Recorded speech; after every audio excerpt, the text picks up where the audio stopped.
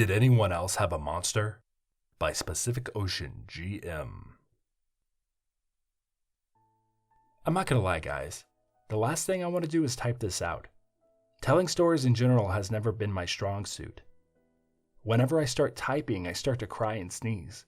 It's like I'm allergic to writing. It's been that way as long as I can remember, but as you read this, you'll hopefully understand why I had to post this. My name is Gavin Fowler. I'm 24 years old, and when I was a kid, I had a monster. My childhood room was simple. A nightlight, radio, and a twin-size bed with a ladder and slide about 5 feet off the ground. I don't remember where he came from. I know it sounds crazy, but I think he came from my dreams, because my first memory of him was during a dream. He was a Chuck E. Cheese plush, button eyes, but one was missing and over it was just a black X and with a few band-aids on his arms, like a kid had tried to play doctor with him. My dream was simple. I was in my room, my mom left, and I heard a voice under my bed. I looked under it in my dream and saw him and woke up. Then after waking up, I heard a crash. I looked under my bed and saw him, but he was much, much worse. His smile was now full of sharp, impossibly sharp yellow teeth. His shirt was torn and the band-aids were peeling, black blood pouring out of them and pooling on the ground. The worst part was his eyes. Human, not a button anymore. One normal blue human eye, and one eye that looked like a wooden replica of one. I tried pretending like I was sleeping, my instincts telling me that being noticed would mean death or worse, but I couldn't sleep. I waited 4 hours until the sun came up, and when I looked under my bed, he was normal. This happened every night for the next 2 years. My mom thought one of my friends left him there, and no matter how much I tried to get rid of him, he would always reappear in my dreams. Like many things, after a while I just got used to him. I named him Chunky because he looked fatter than any other Chucky I'd seen. He became one of my favorite toys. His fur was so soft and he seemed warm. Not as warm as a real animal, but warmer than a plush. We did everything together. I didn't mind how he looked at night anymore, but no matter how much I asked him to stop, he always changed at night. At least, when no one was around. One time I made the mistake of inviting one of my friends over for the night. He was scared so bad by it that my mom had to call his dad to come pick him up. The plush only changed around children, I think. I still remember my last night with Chunky.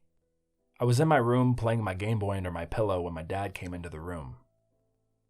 He was drunk and yelled at me when he saw what I was doing. I cried, and for the first and last time ever, he hit me. Then my mom started yelling at him and he left the house. I later found out he went to a bar. But I couldn't get back to sleep. Chunky was gone. I looked all over my room, but he was just gone. My father died that night. Police say he drunkenly drove into a tree, instantly dead. He didn't suffer.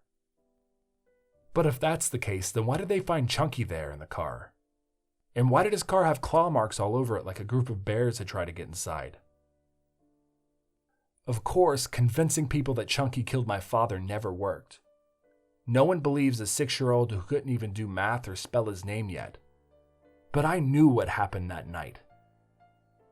I grew up, moved on, tried not to think about it anymore. I met a girl, had a girl. I named her Lisa. But recently something weird has been happening. Lisa says she has a new best friend, an imaginary one. She's only 5, but she says his name is Chunky. I'm not sure how long I have left to live. If I try to leave, he may just hunt me down or hurt Lisa. If I try and kill him, he'll just come back. If I let him kill me, my family may be spared. I know I'm a good dad. I won't make the same mistakes mine did. But there's still something ominous about that toy, like it's come back for me. Last night I had a dream he was talking, something that never happened as a kid. He told me my father was waiting for me, that he wouldn't have to wait much longer. So I'll ask again, did any of you have a monster as a kid? Please, I need some advice quickly and I'm not sure what to do. Hey y'all, it's me. You may have noticed that I've been actually keeping my schedule lately. You may have also noticed that my narrations are a little shorter than normal. My goal is to keep content coming in on a regular basis, and shorter narrations help me do that a little bit better. Don't worry, there are longer narrations coming soon. I just want to make sure I stay on schedule for now. If you haven't heard my latest Evil Idol 2019 entry yet, I'll put the link down below. Make sure to go ahead and like the video so I can move on to round 3. If you're unsatisfied with my Evil Idol 2019 entry, I'm sorry. I did the best I could with what I had at the time. I promise my next one will be better. Well, anyways, I just wanted to thank you for all the support. I really appreciate it. It helps me keep making narrations when I don't feel like it. I like having people that look forward to my content. I really do. It means the world to me. Well, that's it for now. If you want to talk to me, either comment below, message me on Reddit, you can email me, or go ahead and tweet at me. Oh, and I have a TikTok. It's on my About page. With Mardi Gras coming in, there'll be some fun stuff that I'm doing for that. Well, I hope you all have a great day, and remember to come back for my next narration. I'm putting a narration out every Monday and Friday. See you later.